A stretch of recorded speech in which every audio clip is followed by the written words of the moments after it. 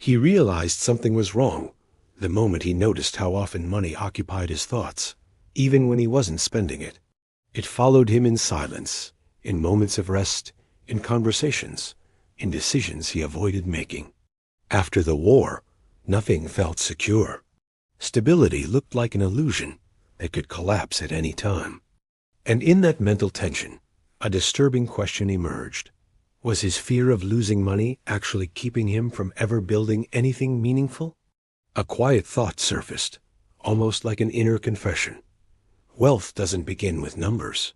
It begins with the courage to take responsibility for how you think. Survival mode had once saved him. It taught him caution, restraint, and vigilance. But when the chaos ended, survival stayed.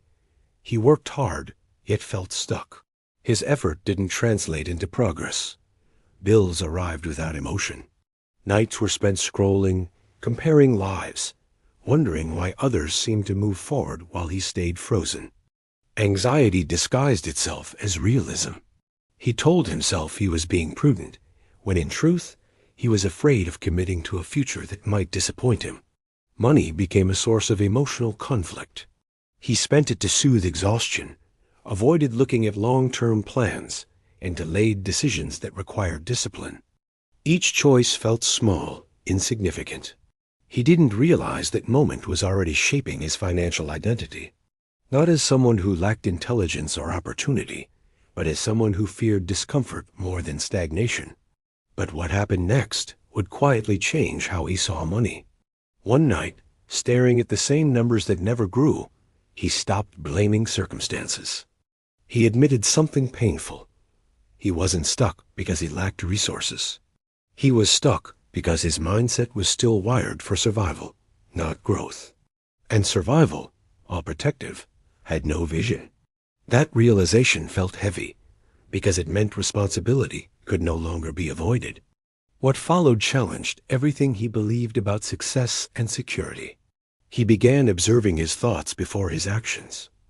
Why did planning feel threatening? Why did delayed gratification feel like punishment? Why did responsibility feel heavier than uncertainty? He noticed how fear shaped his habits, how impatience sabotaged consistency, how comparison drained his confidence. These insights didn't motivate him, they unsettled him. But he stayed present. He didn't suddenly earn more. He didn't chase shortcuts. Instead, he started changing how he related to money internally. He tracked expenses without judgment. He learned to pause before spending. He accepted slow progress without resentment. Each small act felt emotionally uncomfortable, yet stabilizing. He was training something deeper than skill. He was training identity. If you're still listening at this point, this might be a quiet moment to stay connected. Liking this video or subscribing to the channel ISN. T about growth metrics. It S about choosing to continue conversations that explore money beyond tactics and into mindset, discipline, and long-term thinking.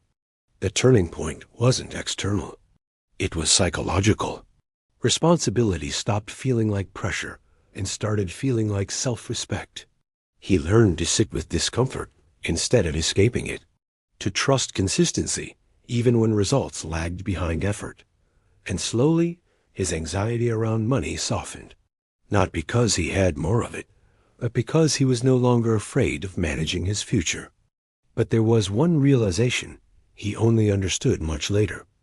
Building wealth isn't about thinking like someone rich. It's about thinking like someone responsible for decades ahead. He discovered that the concept of a millionaire mindset had nothing to do with luxury and everything to do with patience, restraint, emotional regulation, and identity alignment.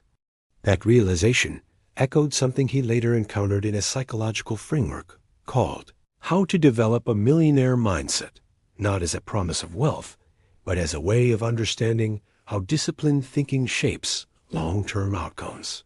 Years passed, and what others eventually labeled success was simply the result of emotional consistency.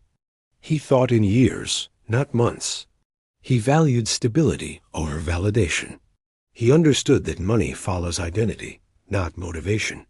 And when opportunities appeared, He approached them without panic, impulse, or desperation. People later asked how he changed his financial life so completely.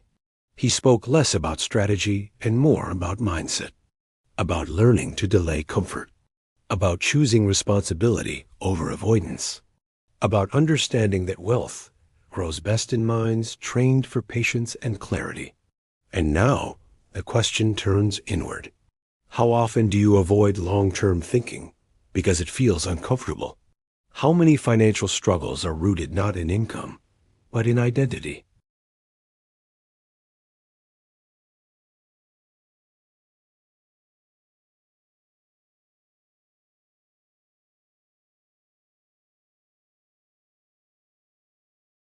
Including how to develop a millionaire mindset offered not as a shortcut, but as a continuation of this same internal work.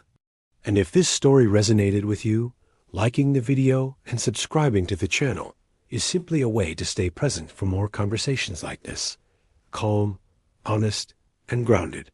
The moment he changed how he thought about money, he changed who he was becoming.